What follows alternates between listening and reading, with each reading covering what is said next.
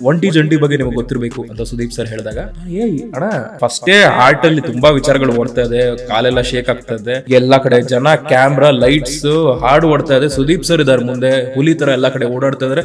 ನಿಮಗೆ ನನ್ನ ಬಗ್ಗೆ ಗೊತ್ತಾ ಅಂತ ಕೇಳ್ಬಿಟ್ಟು ನನ್ ಸಾಧನೆ ಬಗ್ಗೆ ಗೊತ್ತಾ, ನನ್ ಸಾಧನೆ ಬಗ್ಗೆ ಯಾರಿಗಾದ್ರೂ ಗೊತ್ತಾ ಅಂತ. ಅಂದ್ರೆ he is not that type of drama ಮಾಡುವಂತಹ ವ್ಯಕ್ತಿ ಅಲ್ಲವೇ ಅಲ್ಲ. ಅಂದ್ರೆ ಪ್ರಾಮಾಣಿಕವಾಗಿ ನಾನು ಇರೋದೇ ಹಿಂಗೆ ಅಂತ ಅವ್ರದೇ ಡೈಲಾಗ್ಸ್ ಅದೆಲ್ಲ ನೀವು ಕೇಳಿರ್ಬೋದು ಸೋಷಿಯಲ್ ಮೀಡಿಯಾ. ಅದು ಬಿಟ್ಟು he is not someone who is made for that show ಅಂತ. ನೀವು ಒಂಟಿಯಾಗಿ ಹೋಗಿದ್ದಿದ್ರೆ ನೀವು ಇಷ್ಟು ಬೇಗ ಹೊರಗೆ ಬರ್ತಿರ್ಲಿಲ್ಲ ಅಂತ ಏನಾದ್ರು ನಿಮಗೆ ಗಿಲ್ಟ್ ಇದೆಯಾ? ಬಟ್ ಯಾವಾಗ ಅದು ಕಟ್ಬಿಟ್ಟು ಒಳಗೆ ಕಳ್ಸಿದ್ರು ಅವಾಗ ನಂಗೆ ಡೌಟ್, ಅಯ್ಯೋ ಏನೋ ಆಗ್ತಿದ್ದಿಲ್ಲಪ್ಪ ಅಂತ ಒಂದು ಡೌಟ್ ಬಂತು ನನಗೆ. ನನಗೆ ಅಂದ್ರೆ ನನ್ನ ಡೌಟ್ ಇದು ಏನಪ್ಪಾ ಅಂದ್ರೆ ಬಿಗ್ ಬಾಸ್ ಮನೆ ಒಳಗೆ ಕಳಿಸ್ತಿದ್ದಾಗ ಈ ಸಲ ಅದೇ ಜಂಟಿ ಒಂಟಿ ಅಂತ ಎಲ್ಲ ಮಾಡಿದಾಗ ಸೆಲೆಕ್ಟ್ ಮಾಡ್ಕೋತಿದ್ರಲ್ಲ ನನ್ನ ಜೊತೆ ಯಾರು ಜಂಟಿಯಾಗಿ ಬರಬೇಕು ಅಂತ, ಅಲ್ಲಿ ನೀವು ಯಾರು ಏನು ಯೋಚನೆ ಮಾಡ್ಲಿಲ್ವಾ? ಲೈಕ್ ಓಕೆ ಅಲ್ಲಿ ಹೋದ್ಮೇಲೆ ನಾವು ಈಗೇನೆ ಜಂಟಿಯಾಗೇ ಇರಬೇಕಾಗುತ್ತೆ, ಈ ಪರ್ಸನ್ ಜೊತೆ ಇದ್ರೆ ನನಗೆ ಉಳಿಯೋಕೆ ನಂಗೆ ಯೂಸ್ ಆಗುತ್ತಾ ಆಗಲ್ವಾ ಅಂತ ನೀವು ಯೋಚನೆನೇ ಮಾಡ್ಲಿಲ್ವಾ ಎಷ್ಟೋ ಜನ ಅಂತ? ಮ್ಯಾಮ್, ಸೊ ಜಂಟಿ ಅನ್ನುವಂತಹ ಒಂದು ಕಾನ್ಸೆಪ್ಟೇ ನಮಗೆ ಸುದೀಪ್ ಸರ್ನ ಮೀಟ್ ಮಾಡೋ ಒಂದು 5 ನಿಮಿಷದ ಹಿಂದೆ ಗೊತ್ತಾಗಿರುತ್ತೆ ನಮ್ಮಲ್ಲಿ ತುಂಬಾ ಜನರಿಗೆ. ಬ್ಯಾಕ್ ಸ್ಟೇಜ್ ಅಲ್ಲಿ ಇರ್ಬೇಕಾದ್ರೆ ನಮಗೆ ಗೊತ್ತಾಗುತ್ತೆ ಈ ತರ ಜಂಟಿ ಒಂಟಿ ಕಾನ್ಸೆಪ್ಟ್ ಇದೆ, ಅಲ್ಲಿ ಹೋಗ್ಬೇಕು ನೀವು ಅಂತ. ಅಂಡ್ ಹೌದು, ಆಯ್ಕೆ ಮಾಡ್ಕೋಬಹುದು ನೀವು ಒಂಟಿನೋ ಜಂಟಿನೋ, ಜನ ವೋಟ್ ಮಾಡ್ತಾರೆ ಅಂತ ಹೇಳಿದ್ರು. ಬಟ್ ನನಗೆ ಪರ್ಸನಲ್ ಅವರು ಆಯ್ಕೆ ಮಾಡ್ಕೊಂಡಿದ್ದಾರೆ, ಅವ್ರು ಆಯ್ಕೆ ಮಾಡ್ಕೊಂಡು. ಸೊ ನಾನು ಸ್ಟೇಜ್ ಮೇಲೆ ಹೋಗಿ ನಿಂತಾಗ ಒಂಟಿ ಜಂಟಿ ಬಗ್ಗೆ ನಿಮಗೆ ಗೊತ್ತಿರಬೇಕು ಅಂತ ಸುದೀಪ್ ಸರ್ ಹೇಳಿದಾಗ ಹಾಂ ಸರ್ ಅಂತ ಸುಮ್ಮನೆ ಹಿಂಗೆ ತಲೆ ಅಲ್ಲಾಡಿಸ್ದೆ. ನನಗೂ ಸ್ವಲ್ಪ ಡೌಟ್ ಇತ್ತು. ಬಟ್ ಆ ಶೋ ಡೈರೆಕ್ಟರ್ ಬಂದು ಪಟ್ ಅಂತ ಹೇಳ್ಬಿಟ್ಟು ಹೋಗ್ಬಿಟ್ರು ಅವರು. ಅಣ್ಣ ಓಕೆ ಸರಿ ಬಿಡಿ ಆಯಿತು, ಸ್ಟೇಜ್ ಮೇಲೆ ಹೋಗಿ ನೋಡ್ಕೋಣ ಅಂತ ಹೇಳ್ಬಿಟ್ಟು ಪಟ್ ಅಂತ ಫಸ್ಟೇ ಹಾರ್ಟಲ್ಲಿ ತುಂಬ ವಿಚಾರಗಳು ಓಡ್ತಾ ಇದೆ, ಕಾಲೆಲ್ಲ ಶೇಕ್ ಆಗ್ತಾ ಇದೆ, ಎಲ್ಲ ಕಡೆ ಜನ, ಕ್ಯಾಮ್ರಾ, ಲೈಟ್ಸ್, ಹಾಡು ಓಡ್ತಾ ಇದೆ. ಸುದೀಪ್ ಸರ್ ಇದಾರೆ ಮುಂದೆ, ಹುಲಿ ತರ ಎಲ್ಲ ಕಡೆ ಓಡಾಡ್ತಾ ಇದಾರೆ. ಅಪ್ಪ ಅಮ್ಮ ಎಲ್ಲ ಮುಂದ್ಗಡೆ ಕೂತ್ಕೊಂಡಿದ್ದಾರೆ. ಅಯ್ಯೋ ಅಷ್ಟೆಲ್ಲ ನರ್ವಸ್ನೆಸ್, ಆಂಗ್ಸೈಟಿ ಓಡ್ತಾ ಇದೆ. ಅದ್ರಲ್ಲಿ ಒಂಟಿ ಜಂಟಿ ಬಗ್ಗೆ ಕೇಳಿದಿರಾ? ಹಾಂ ಸರ್ ಕೇಳಿದ್ದೀನಿ. ಸರಿ ಓಕೆ, ಈಗ ಆಡಿಯನ್ಸು ವೋಟ್ ಮಾಡ್ತಾರೆ, ನೀವು ಒಂಟಿಗೆ ಹೋಗ್ಬೇಕಾ ಜಂಟಿಗೆ ಹೋಗ್ಬೇಕಾ ಅಂತ. ಅದ್ರ ಪ್ರಕಾರ ನಿಮ್ಮನ್ನು ಸೆಲೆಕ್ಟ್ ಮಾಡಬೇಕು.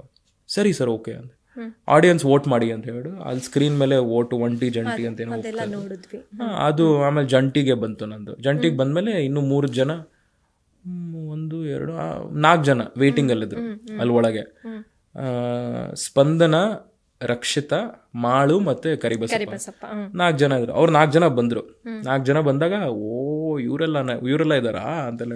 ಕರಿಬಸಪ್ಪ ಅವ್ರು ನೋಡಿದ್ದೆ ನಾನು ರೀಲ್ಸ್ ಅಲ್ಲೆಲ್ಲ, ಏನೋ ಡ್ಯಾನ್ಸ್ ಮಾಡೋದೆಲ್ಲ ನೋಡಿದ್ದೆ. ಸ್ಪಂದನ ಗೊತ್ತು, ಸ್ಪಂದನ ಒಂದು ಸಿನಿಮಾ ಕ್ರಶ್ ಅಂದದ್ದು ಮನೆ ಒಳಗೆ ಹೋಗಿ ಮಾತಾಡೋದ್ಮೇಲೆ ಆಗಿದ್ದು. ಬಟ್ ಅದಕ್ಕಿಂತ ಮುಂಚೆ I know her as an artist ಅಷ್ಟೇ.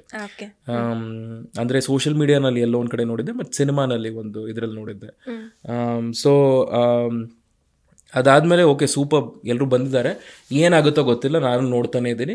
ಅವಾಗ ನಮ್ಮೆಲ್ಲರಲ್ಲಿ ಹೈಯೆಸ್ಟ್ ಪಾಯಿಂಟ್ಸ್ ಇದ್ದಿದ್ದು ಕರಿಬಸಪ್ಪ ಅವರಿಗೆ.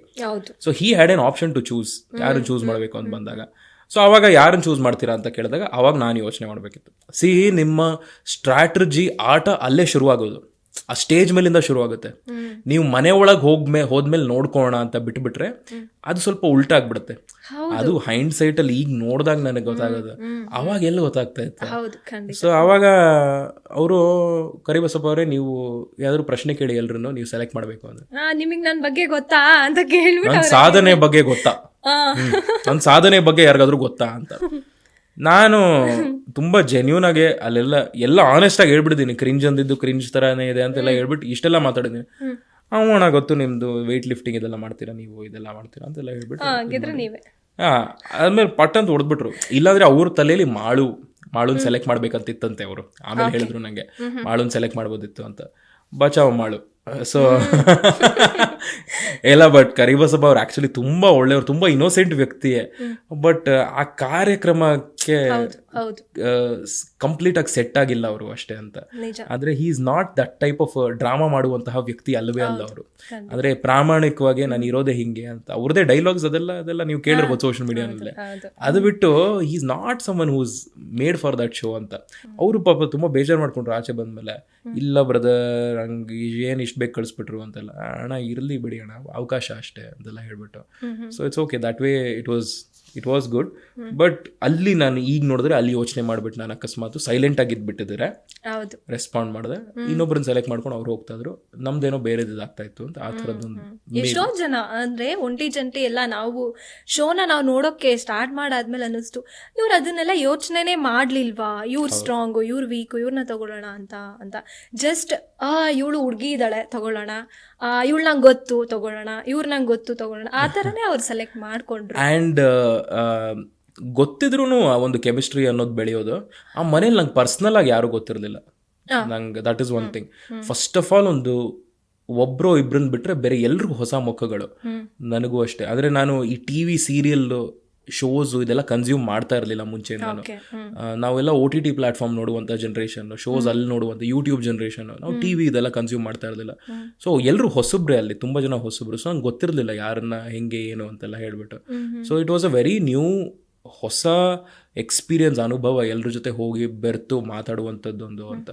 ಬಟ್ ಐ ಥಿಂಕ್ ಆ ಜಂಟಿ ಅನ್ನೋದು ಎಲ್ಲೋ ಒಂದು ಕಡೆ ಸ್ವಲ್ಪ ಚೇಂಜ್ ಆಗಿದ್ರೆ things might have been different. ಸ್ವಲ್ಪ ಆಟ ಬೇರೆ ಥರ ಇರ್ತಾ ಇತ್ತೋ ಏನೋ ಅಂತ ನನ್ನ ತಲೆಯಲ್ಲಿ ಯೋಚನೆ. ಅಂಡ್ ನೀವು ಒಂಟಿಯಾಗಿ ಹೋಗಿದ್ದಿದ್ರೆ ನೀವು ಇಷ್ಟು ಬೇಗ ಹೊರಗೆ ಬರ್ತಿರ್ಲಿಲ್ಲ ಅಂತ ಏನಾದ್ರು ನಿಮಗೆ ಗಿಲ್ಟ್ ಇದೆಯಾ? ಗಿಲ್ಟ್ ಇದೆ, ಅಫ್ಕೋರ್ಸ್. ಎಸ್. ಒಂಟಿಯಾಗಿ ಹೋದ್ರೆ ಇನ್ನೂ ಸ್ವಲ್ಪ ಫ್ರೀಯಾಗಿ ಓಡಾಡ್ಬೋದು, ಎಲ್ಲ ಕಡೆ ಎಲ್ಲರ ಜೊತೆ ಹೋಗಿ ಮಾತಾಡಿಸ್ಬೋದು. ಜಂಟಿ ಅಂತ ಇರಬೇಕಾದ್ರೆ ಈಗ ನಾನು ಇಬ್ಬರನ್ನ ಕಟ್ಟಾಕ್ಬಿಟ್ರೆ ನಾನು ಅಲ್ಲಿ ಹೋಗಿ ಅವ್ರ ಜೊತೆ ಮಾತಾಡಿಸ್ಬೇಕು ಅಂದ್ರೆ ನೀವು ಬರಲೇಬೇಕು ನನ್ನ ಜೊತೆ, ಎಲ್ಲೇ ಹೋದ್ರೂ ಬರಲೇಬೇಕು. ಆ್ಯಂಡ್ ನೀವು ಇಷ್ಟು ಜನರ ಜೊತೆ ಮಾತಾಡಿಸ್ಬೇಕು, ನಿಮ್ಮ ಜೊತೆನೂ ನಾನು ಬರ್ತೀನಿ. ಆ್ಯಂಡ್ ನಮ್ಮಿಬ್ಬರ ಕಾನ್ವರ್ಸೇಷನ್ನು ನನ್ನ ಪರ್ಸನಲ್ ಕಾನ್ವರ್ಸೇಷನ್ ಇಬ್ಬರು ಕಾನ್ವರ್ಸೇಷನ್ ಆಗ್ಬಿಡುತ್ತೆ ಅಂತ. ಅಂದರೆ ಅವ್ರು ಬಂದು ನನ್ನ ಜೊತೆ ಮಾತಾಡ್ತಾ ಇರ್ಬೇಕಾದ್ರೆ ಯು ವಿಲ್ ಬಿ ಇನ್ವಾಲ್ವ್ಡ್. ನೀವು ಬೇಕೋ ಬೇಡವೋ ಅದು ಸೆಕೆಂಡ್ರಿ, ನೀವು ಇರ್ತೀರಾ ಬಿಕಾಸ್ ಫಿಸಿಕಲಿ ಅಲ್ಲಿದ್ದೀರಾ, ನೀವು ಕಟ್ಟಾದ್ಮೇಲೆ ಅಲ್ಲೇ ಇರಬೇಕು ನೀವು ಅಷ್ಟೇ. You will be a part of the conversation. So ಕೆಲವೊಂದು ಪರ್ಸನಲ್ ಕಾನ್ವರ್ಸೇಷನ್ಗಳನ್ನ ಮಾಡೋಕ್ಕಾಗಲ್ಲ, ಕೆಲವೊಂದು ಓಪನ್ ವಿಚಾರಗಳ ಬಗ್ಗೆ ಮಾತಾಡೋಕ್ಕಾಗಲ್ಲ, ಕೆಲವೊಂದು ಬೈಕೋಬೇಕು ಅಂತ ಹೇಳಿದ್ರೆ ಆಗಲ್ಲ. ಸೊ ಮೇ ಬಿ ಒಂಟಿ ಅಂತ ಇದ್ದಾಗ ಆ ಒಂದು ಫ್ರೀಡಮ್ ಇರ್ತಾ ಇತ್ತು, ಎಲ್ಲ ಕಡೆ ಓಡಾಡೋದು, ಎಲ್ಲರ ಜೊತೆ ಹೋಗಿ ಮಾತಾಡ್ಸೋದು, ಯಾರ ಜೊತೆ ಮಾತಾಡ್ಬೇಕಂತ ಆಯ್ಕೆ ಇದೆಯೋ ಫ್ರೀಯಾಗಿ ನಡ್ಕೊಂಡು ಹೋಗೋದು ಅಂತ. ಅದೇ ಕಷ್ಟ ಆಗ್ಬಿಟ್ಟಿತ್ತು ನಂಗೆ. ಸ್ಟೇಜ್ ಮೇಲೆ ಇರಬೇಕಾದ್ರೆ ಈ ಜಂಟಿ ಅಂತ ಬಂದಾಗ ನಾನು ಐ ಥಾಟ್ ಎಂಟ್ರೆನ್ಸ್ವರೆಗೂ ಮಾತ್ರ ಕಪಲ್ಸ್ ಕಳಿಸ್ತಾರೆ, ಆಮೇಲೆ ಅಲ್ಲಿಂದ ತೆಗಿಯೋದು ಅಂತೆಲ್ಲ ಅನ್ಕೊಂಡಿದ್ದೆ.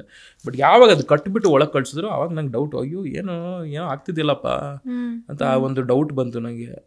ಆವಾಗ ಒಳಗೆ ಹೋಗಾದ್ಮೇಲೆ ಅದು ರೂಲ್ ಬುಕ್ಕಲ್ಲಿ ಬರೆದ್ರು, ಜಂಟಿ ಅಂದರೆ ಹಿಂಗೆ ಇರ್ಬೇಕು ನೀವು, ಬಾತ್ರೂಮು ಬೆಡ್ರೂಮ್ 2 ಕಡೆ ಮಾತ್ರ ತೆಗಿಬೋದು, ಬೇರೆ ಎಲ್ಲ ಕಡೆ ಹಾಕೊಂಡೇ ಇರಬೇಕು ಅಂತ. ಆವಾಗ ಅರ್ಥ ಆಯ್ತು, ಓಕೆ ಸ್ವಲ್ಪ ಕಷ್ಟ ಆಯ್ತು. But however Bigg Boss ಇಂದ ನಿಮ್ಗೆ ಏನೋ ಒಂದು ಎಕ್ಸ್ಟ್ರಾ ಎನರ್ಜಿ ನಿಮ್ ಲೈಫ್ಗೆ ಸಿಕ್ಕಿದೆ ಅಂತ ನೀವು ಅಕ್ಸೆಪ್ಟ್ ಮಾಡ್ತೀರಾ? 100%.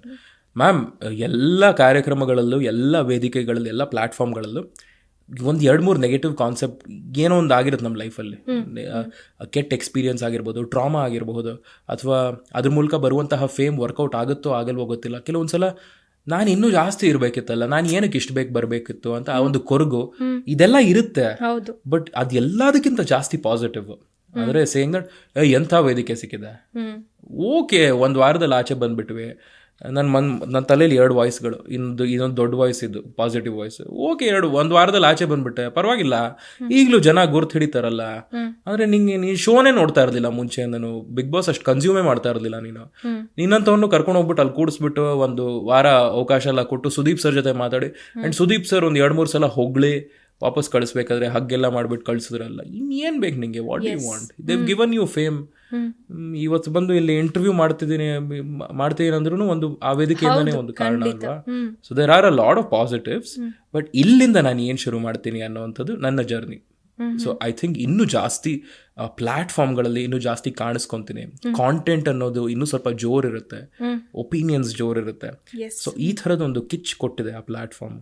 ಇದನ್ನು ಉಪಯೋಗಿಸ್ಕೊಂಡು ಹೆಂಗೆ ಬೆಳಿತೀನಿ ಅನ್ನೋದೇ ಮಜಾ. ಹೋಪ್ಫುಲಿ ಐ ಡೋಂಟ್ ನೋ ಮುಂದಿನ ವರ್ಷನೋ ಅದಾದ್ಮೇಲೆ ಯಾವತ್ತೋ ಒಂದಿನ ಕೂತ್ಕೊಂಡು ಇಂಟರ್ವ್ಯೂ ಮಾಡ್ತಾ ಇರ್ಬೇಕಾದ್ರೆ ಏನೋ ದಬಾಕಿರ್ತೀನಿ ಮ್ಯಾಮ್ ನಾನು. ಅದಂತೂ ನಾವು ಕೂಡ ನಿಮ್ಗೆ ಅದನ್ನೇ ವಿಶ್ ಮಾಡ್ತೀವಿ. ತುಂಬಾ ದಪ್ಪ ಇದ್ದೀರಾ, ಅದರಲ್ಲೂ ಯಾವುದೇ ಸೈಡ್ ಎಫೆಕ್ಟ್ ಇಂದ ಸಣ್ಣ ಆಗ್ಬೇಕಾ? ಎಷ್ಟೋ ಜನ ಹೇಳ್ತಾ ಇದ್ರಿ, ಸರ್ ನಾನು ಜಿಮ್ಗೆ ಹೋಗ್ತಾ ಇದ್ದೀನಿ ಆದ್ರೂ ಸಣ್ಣ ಆಗ್ತಾ ಇಲ್ಲ ಸರ್, ವರ್ಕೌಟ್ ಮಾಡ್ತಾ ಇದ್ದೀನಿ ಆದ್ರೂ ಸಣ್ಣ ಆಗ್ತಾ ಇಲ್ಲ ಅಂತ ಹೇಳ್ತಾ ಇದ್ರಲ್ಲ. 100% ಯಾವ ಜಿಮ್ಗೂ ಹೋಗ್ದಂಗೆ ವರ್ಕೌಟು ಮಾಡ್ದಂಗೆ ನೀವು ಸಣ್ಣ ಆಗ್ಬೋದು.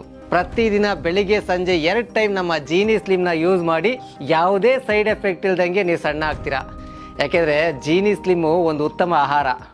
ನಿಮಗೆ ಮಾಧ್ಯಮದಲ್ಲಿ ಕೆಲಸ ಮಾಡುವ ಆಸಕ್ತಿ ಇದೆಯಾ? ಹಾಗಾದ್ರೆ ಕರ್ನಾಟಕ ಟಿವಿ ಡಿಜಿಟಲ್ ಮೀಡಿಯಾದಲ್ಲಿದೆ ನಿಮಗೆ ಒಳ್ಳೆಯ ಅವಕಾಶ. ಆಯ್ಕೆಯಾದವರಿಗೆ ಉಚಿತ ತರಬೇತಿ ಕೊಡ್ತೀವಿ. ತರಬೇತಿ ನಂತರ ಕೆಲಸ ಮಾಡುವ ಅವಕಾಶನೂ ಕೊಡ್ತೀವಿ. ಈ ಕೂಡಲೇ ನಿಮ್ಮ ಮಾಹಿತಿಯನ್ನ ಮೇಲ್ ಮಾಡಿ.